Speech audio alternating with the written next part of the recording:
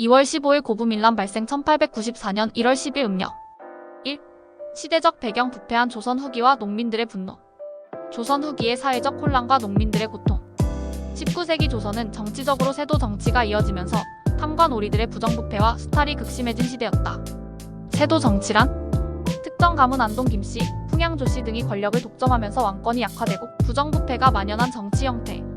중앙정부는 지방 통치를 제대로 감독하지 못했고 지방 관리들은 농민들을 착취하며 사리사욕을 채움. 농민들의 삶은 피폐해졌다. 탐과 놀이들은 부당한 세금과 각종 부역을 강요하며 백성들을 괴롭혔다.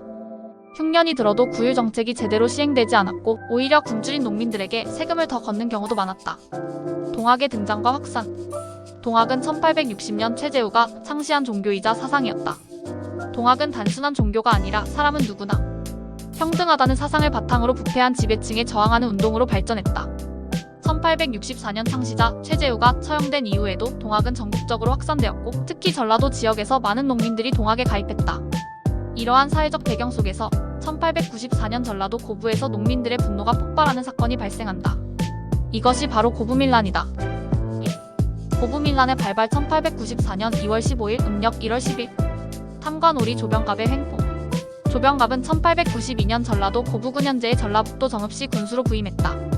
그는 부임하자마자 자신의 치적을 과시하고 사리사욕을 채우기 위해 새로운 저수지만 석보를 건설하고 물세를 강제로 걷어들였다.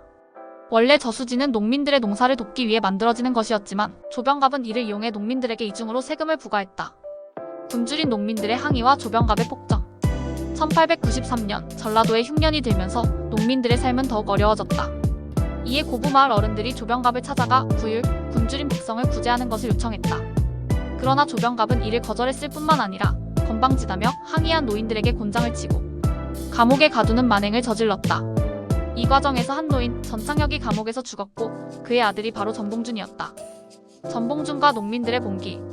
전봉준은 동학의 고부적주 지역 지도자였으며 농민들의 불만을 모아 반란을 준비했다. 1894년 2월 15일 음력 1월 10일 전봉준을 중심으로 한 동학 농민군이 고부 관아를 공격했다. 농민군은 조병갑이 도망친 사이 관아의 곡간을 열어 마을 사람들에게 곡식을 나누어 주었다. 이 사건이 바로 고부민란이며 이는 이후 동학농민운동으로 확산되는 중요한 계기가 되었다. 3. 고부민란 이후의 전개. 조병갑의 도망과 중앙정부의 대응. 조병갑은 농민군의 봉기가 시작되자 급히 도망쳐버렸다. 농민들은 부패한 관리에게 저항한 정당한 행동이라 생각했지만 조선 정부는 이를 반란으로 간주했다. 조정에서는 새로운 전라도 관찰사 박원명을 파견하여 사태를 수습하게 했다. 박원명은 조병갑의 부정부패를 인정하고 그를 파직시켰다. 이에 전봉준과 농민군은 해산하고 다시 일상으로 돌아갔다. 정부의 배신과 동학농민운동의 확산. 하지만 조선 정부는 농민들의 요구를 들어주겠다고 약속했으면서도 이후 농민들을 탄압하기 위한 군대를 다시 파견했다. 전봉준은 정부를 더 이상 믿을 수 없다고 판단하고 농민군을 다시 모으기 시작했다. 1894년 3월 전봉준을 중심으로 한 동학농민군은 다시 봉기하여 1차 동학농민운동이 시작되었다. 4. 고부민란의 역사적 의미. 조선 후기 농민들의 저항운동 중 가장 강력한 사례. 이전에도 농민봉기는 있었지만 고부민란을 계기로 전국적인 농민운동으로 발전했다.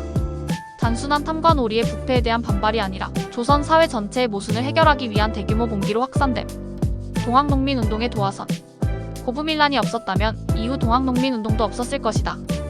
조선 정부가 고부민란을 무력으로 진압하려 하면서 농민들은 더 강하게 저항했고 이후 동학농민운동 1894년 1차 2차 봉기로 이어졌다. 일본군 개입의 빌미 제공. 1894년 동학농민운동이 커지자 조선 정부는 이를 진압하기 위해 청나라에 군대를 요청했다.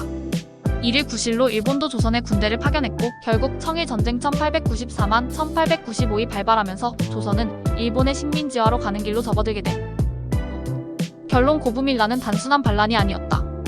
고부민란은 단순한 지방 반란이 아니라 이후 동학농민운동과 조선 사회의 변화를 이끈 중요한 사건이었다.